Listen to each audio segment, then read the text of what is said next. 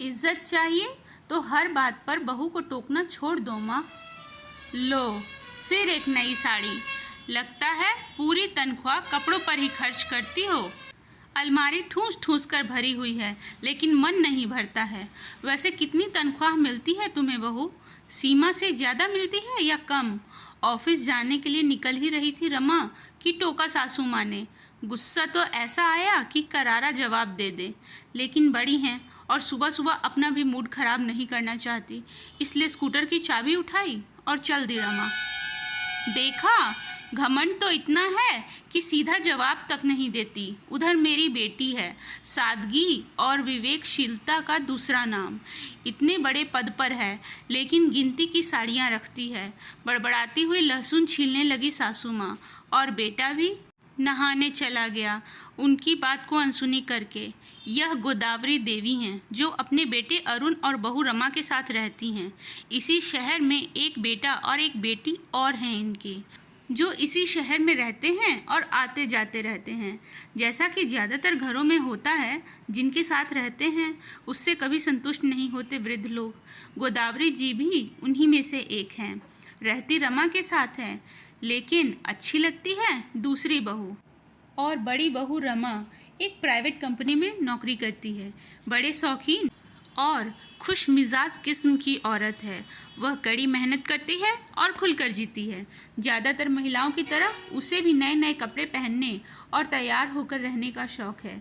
अपने पैरों पर खड़ी है और समझदार भी है, इसलिए पतिदेव भी कोई आपत्ति नहीं जताते।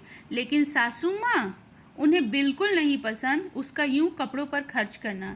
ऐसा नहीं है कि ज़रूरत से ज़्यादा खर्च करती है या सिर्फ अपने बारे में सोचती है, लेकिन कपड़ों को व्यवस्थित रखना भी एक कला है। कपड़े गंदे रखती है, उनका ध्यान नहीं रख ऐसी तो कोई बात थी नहीं, लेकिन जिसे संतुष्ट होना ही नहीं उसका क्या, इसलिए बार बार सुनाती रहती है और अपनी बेटी सीमा से उसकी तुलना करती रहती है।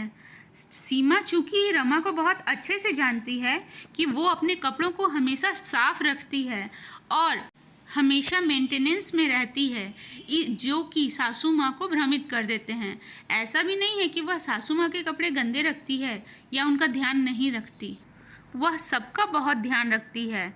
लेकिन बार बार उसकी तुलना सीमा से किया जाना अक्सर नाराज़गी का कारण बनता है घर में। इस तरह अनजाने ही खलनायिका बन जाती है सीमा, जो इन सब बातों में बिल्कुल दिलचस्पी नहीं लेती।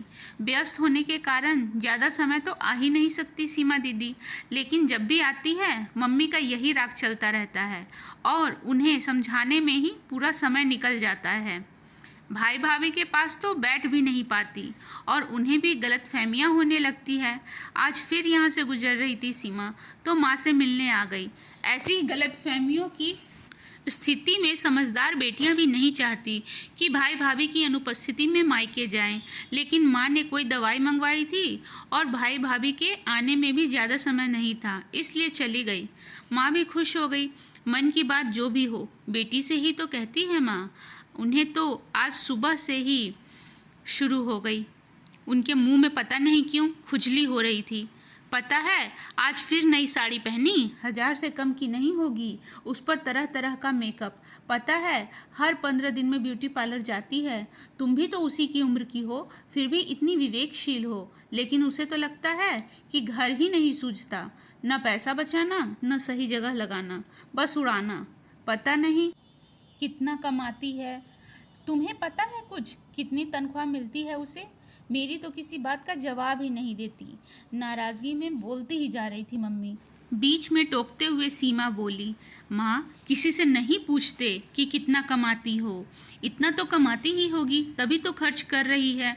मुझसे और आपसे तो नहीं मांगती। फिर सबके अपना अपना शौक़ होता है ना मम्मी। मुझे बचपन से नहीं है सजने संवरने का शौक़, लेकिन इसका मतलब ये नहीं है कि सब मेरे जैसे ही हों।